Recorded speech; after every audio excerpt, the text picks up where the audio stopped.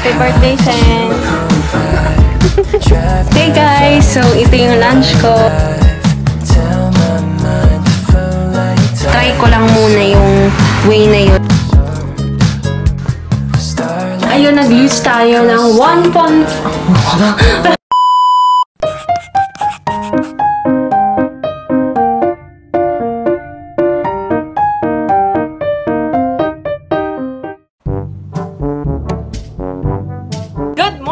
So for today's video, this will be the first day of my diet day journey. So, paano pumayat ulit? Episode 1. So, ayun na nga guys, tumaba kasi ako ulit, as you can see on my face. So, ayun na nga guys, tumaba ako kasi pandemic. So, parang, kain ko na lang to. So, pero kasi busy rin ako sa online class, tapos sabi ni mami kumain daw ako para hindi daw ako magkasakit. Kasi minsan, na-overwork ko yung sarili ko na madaling araw na natutulog. So, ayun, sabi ni mami, kumain daw ako ng kanin, which is, di ba dati hindi naman ako kumakain ng kanin. So, ayun, parang hindi siguro na nasanay yung katawan ko, nasanay na yung katawan ko sa walang rice. So, ngayon, magta-try tayo ng ibang diet kasi it seems that hindi na nagwo-work sa akin ang no rice. So, ganun pala yun, no? Kapag yung diet na yun, nasanay ka na, hindi na siya magiging effective. So, ganun yung effect sa akin, guys. Nung, di ba dati ang no rice sa akin, kapag nag-no rice ako, talagang naglo-lose weight talaga ako as in. Pero ngayon, nag-no rice rin naman ako, pero hindi na siya ganun ka-effective. So, parang, okay lang, ganun na rin yung weight ko. So, ayun na nga, nasanay na nga kasi yung katawan ko. I don't know if ganun din yung situation for others. Pero, kung ganun yung situation sa inyo, please comment down below. Ayun. So, ayun na nga, kasi nga na-stress ako sa online class, kaya ako tumaba. Pero ngayon, guys, wag niyo akong gayahin na pumayat na, tapos tataba ulit. Kasi, alam naman natin, ang hirap magpapayat. Ang hirap-hirap talagang magpapayat. So, ayun. Huwag niyo akong gagayahin na tumaba ulit. Pero ngayon, ang importante, kung meron man nakaka-relate sa inyo ngayon sa akin, na pumayat na, tapos naging chubby ulit, tapos eto, babawi tayo ulit. So, ganun lang guys. Kapag nadapa tayo, babangon. So, hindi, seryoso yun kapag meron tayong sa tingin natin na kailangan natin baguhin, and para naman rin sa ikabubuti natin, gawin natin kung ano yung sa tingin nating nararapat at nakabubuti para sa sarili natin. So, ayun guys, gusto ko kayong kasama dito sa journey ko na ito because I feel that gusto ko talaga kayong kasama dahil alam ko marami rin sa inyo ang gustong pumayat at pumayat na at naging chubby ulit. So, sabay-sabay tayo ngayon magpapayat. At, ayun, excited na akong i-share sa inyo tong journey ko na to para ma-motivate kayo and ma-motivate din ako. And sana maka-inspire tong video na ito sa mga katulad ko, sa mga teenager. I'm 16 years old. So, ayun, sabay-sabay tayong magpapayat ulit. So, good luck sa day 1 ko. Way muna tayo, guys. So, ito.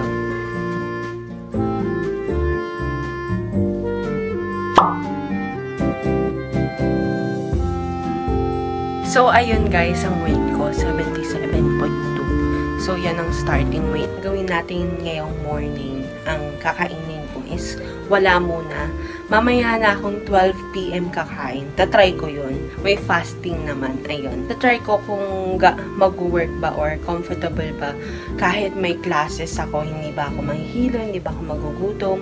So, para makakain pa ako mamayang gabing 8 PM kasi usually nag-aaral ako that time. So, kailangan ko na may kinakain kahit onte. So, ngayong morning, at least meron pang energy mula kahapon, wala sa kinain kahapon. So, ngayon, prepare na natin.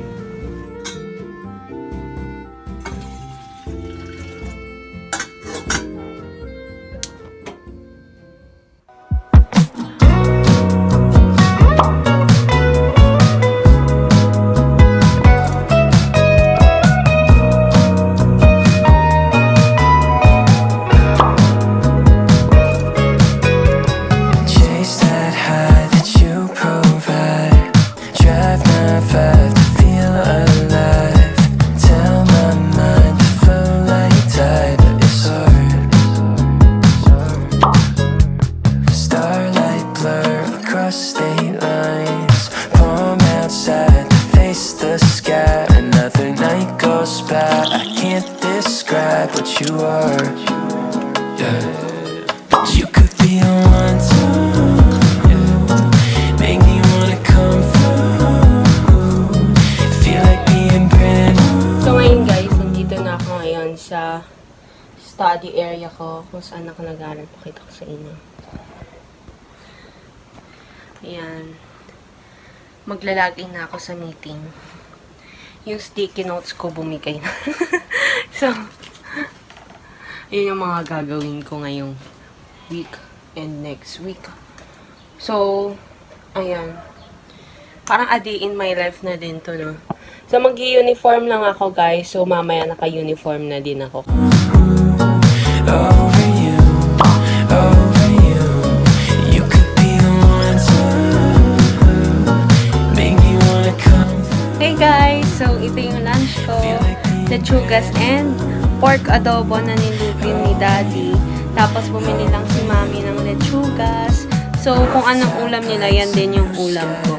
Ayan. Tapos, sinamahan ko lang ng gulay. Wala munang rice. Ayan. That's it guys. First meal of the day. It's currently 12:09 lunch break ko. So, first meal ko. Your eyes to pass the time.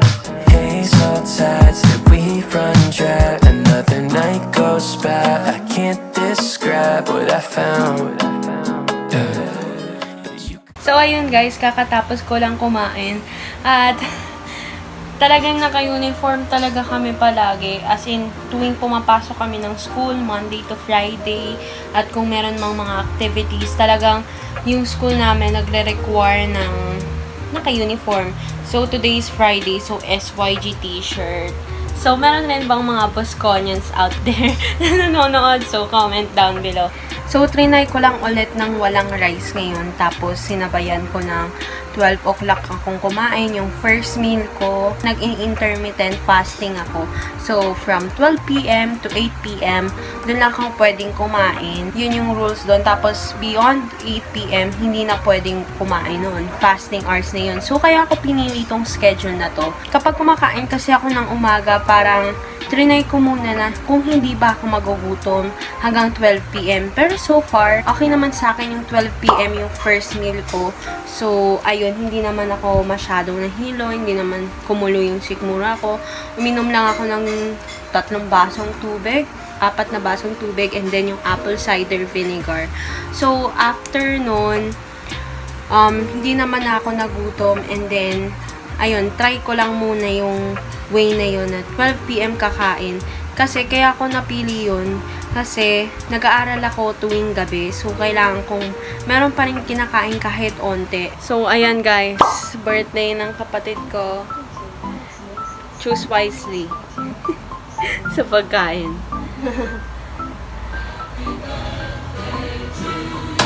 Happy birthday, Shen!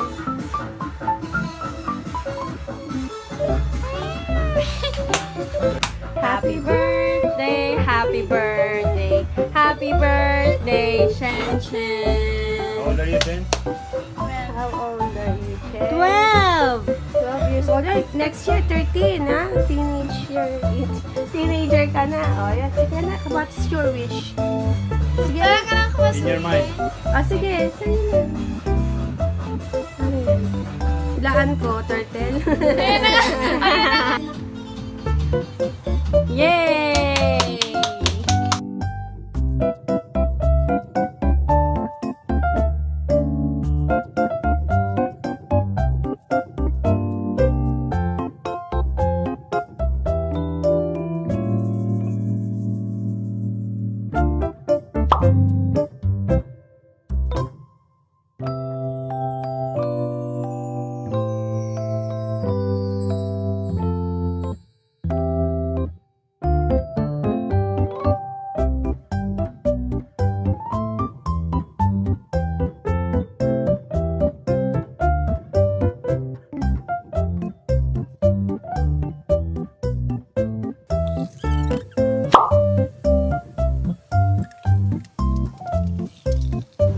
Good morning guys! Si Mami. So, good morning guys! Hindi ko na kayo na-update kagabi dahil naghugas ako ng pinggan at nakatulog na agad. So, ayun, pinilit kong hindi kumain ng masyadong cake, ng ang dami kasing nandun eh. Hindi rin ako kumain ng spaghetti. So, yung biko pa, meron diba ganun. Tapos, isang Shanghai. Tapos, ayun.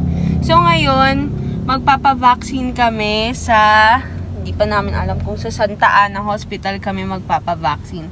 Pero ngayon, parang ang dami ng tao dun. So, ngayon, magpapavaccine kami guys ng kapatid ko. So, kaka-12 niya lang kahapon. Guys, samahan niyo ako sa pagpapabakuna ko ngayon, namin ngayon ng kapatid ko. Kaka-12 lang ni Shen kahapon, November 5. So, hindi namin masyadong napaghandaan yung magpapaschedule kami, ganon. So, ngayon kasi, ang balak talaga namin, pupunta kaming PICC, tapos bigla na lang, naisip ni mami na magpabakunan na nga kami ngayon. So, try namin kung pwede kaming magpabakuna ngayong araw. So, kung papayagan kami for walk-in kahit walang schedule. So, ayan guys, nakamask na kami. So, pinayagan kaming pwede pala ngayon ang walk-in. So, hindi na kailangan magpa-schedule. So, kung 12 to 17 years old na kayo, pwede na kayo magpabakuna. Depende dun sa lugar na pupuntahan nyo.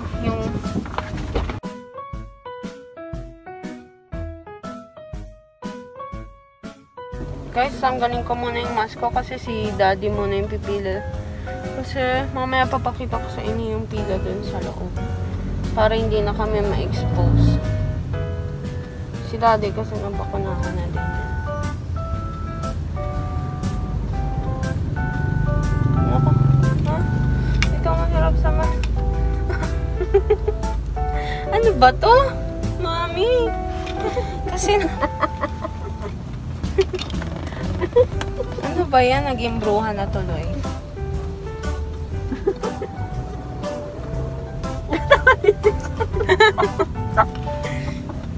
So guys, mga kailangan na requirements para sa pagpapabakuna for 12 to 17 years old is unang-una na yung birth certificate, school ID, ID ng magulang, at kung kasama kayo dun sa mga may comorbidity, kailangan nyo ng medical certificate or yung medical clearance. Currently 9 o'clock AM.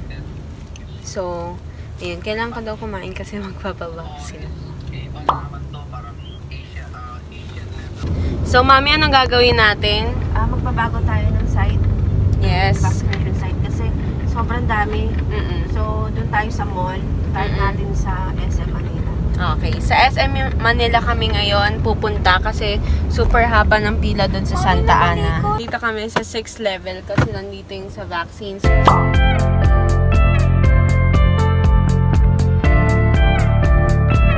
Hello guys! So, pasok na. I see you tiptoe. Look for an open door. Hustle for some more. And what for? I didn't see the sign. I didn't see the temperature. Hello! I was driving blind. What for? Sounds mommy. Part of me Siguro si Chen, naano siya kasi 2 taon na din hindi nakakalabas yun. Super excited na hyper kaming lahat. wanna save my life. I heard you tiptoe into a waterfall, and you got so.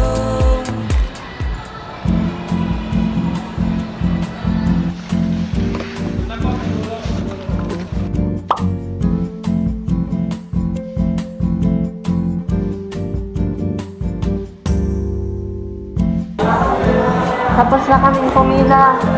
Matagal din yun. Dito naman kami sa labas.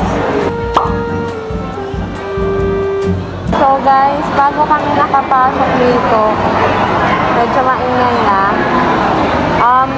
10 o'clock kami doon na nandun sa cinema. Tapos ngayon, papunta kami dito sa labas ng cinema, 12 p.m. So, bali 2 oras kami naghintay. Kasi dito sa labas, ayan, tinapos unang bakunahan yung mga naunang dumating. So, by 9:56, 10 o'clock, nandito na kami. So, posibleng marami nang nakapila nung maaga pa lang. Siguro as early as 7. Hey guys, nag-fill up na si Daddy. Basahin ko lang to. Itong form na pinirmahan ni Daddy.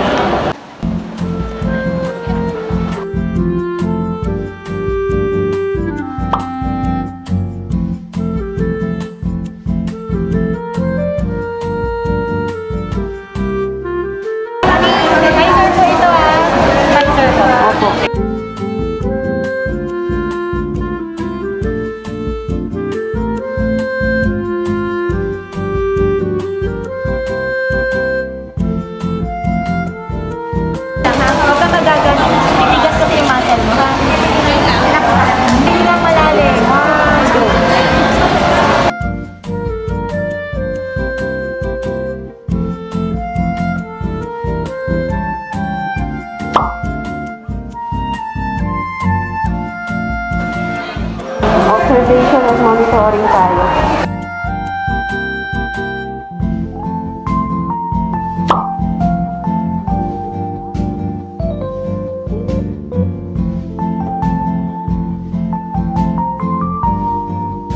Balik kami November 27 para sa second dose.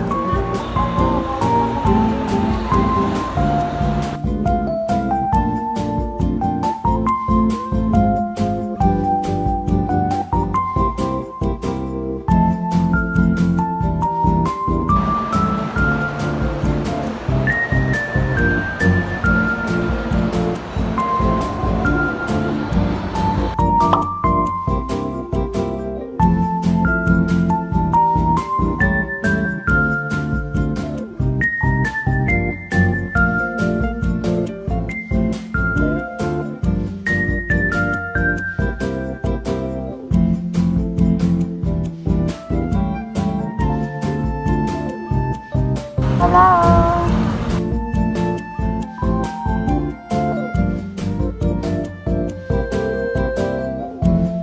Kasama ko ang kapatid ko. Ngayon lang kami na kompletong lumabas. So, as of now, yung Metro Manila is nasa alert level 2. Kaya, pwede nang pumasok ang mga minors sa mga establishments katulad na lang ng laundries.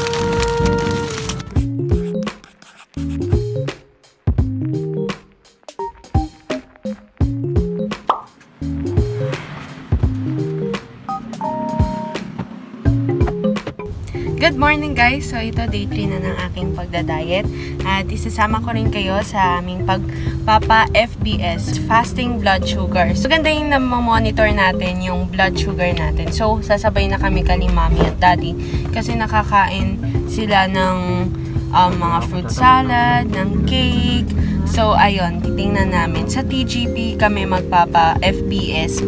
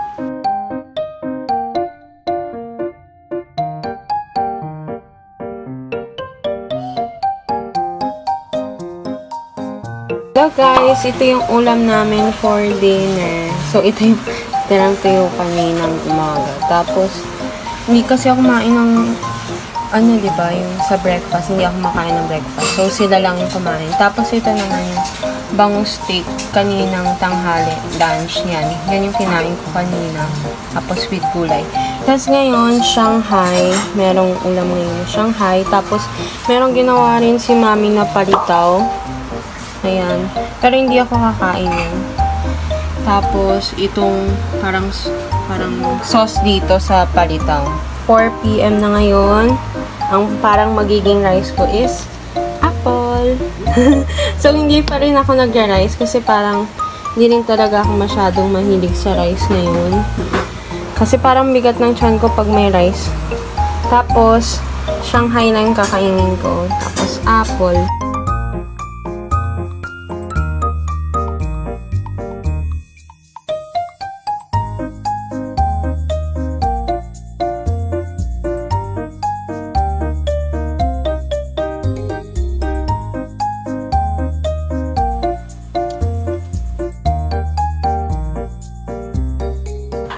Good morning guys! So ngayon, tapos na tayo sa day 3 ng pagda-diet natin. So ngayon, mag-check na tayo ng weight. It's currently 12:09 p.m. So tapos na ng fasting ko, dapat na akong kumain. Kakatapos lang din ng klase ko because today is Monday. So yung na-experience ko ngayon, kahit 12 p.m. ako kakain, hindi naman ako nahihilo, hindi naman ako yung nasusuka dahil nahihilo. Wala naman akong ganong experience. 2 beses lang ako makain talaga. Kasi, nitong mga nakarang araw, hindi naman ako nakakapag-snack. Actually, yung kinakain ko, yung kinakain din ng nila mami. Shanghai, bangus steak, tapos nag-spaghetti rin ako nung nagpapakuna. By the way, yung nagpapakuna pala ako, dito siya, diba? Diba nung first day namin na nabakunahan dun sa SM Manila. So, onteng sumakit nung araw na yon, pero dito lang talaga sa braso. So, yung na-experience ko, pang 3rd day ko na ngayon sa bakuna ko, wala naman akong nararamdaman na kakaiba. Hindi naman ako nang hina. Energetic tayo. So, ayun. Yung first day lang talaga medyo sumakit yung katawan ko. Kaya nakatulog ako agad. Hindi na ako nakakain nun. Siguro, depende lang din sa tao. Pagkatapos namin umuwi dito sa bahay, uminom kami agad ng paracetamol. Pero yung kapatid ko, medyo nilagnat siya ng onte nung 2nd day. Pero ako naman, wala naman akong. Tutunan ko ngayon sa vlog ko is pwede pa rin tayo mag-diet kahit kasama natin yung family natin. So, ako kasi, nakita niyo naman, di ba, sabay pa rin ako makain. Kasama sila mommy, daddy, Shen. For me, siguro, hanapin natin yung way na most comfortable tayo na gawin. So, para sa akin, favorite ko ang lechuga. So, yun ang ginawa kong alternative. Tapos, gusto ko rin yung apple. And, sana, nag-lose tayo ng weight. Sana. So, ayun. Mag-check na tayo ng weight ngayon.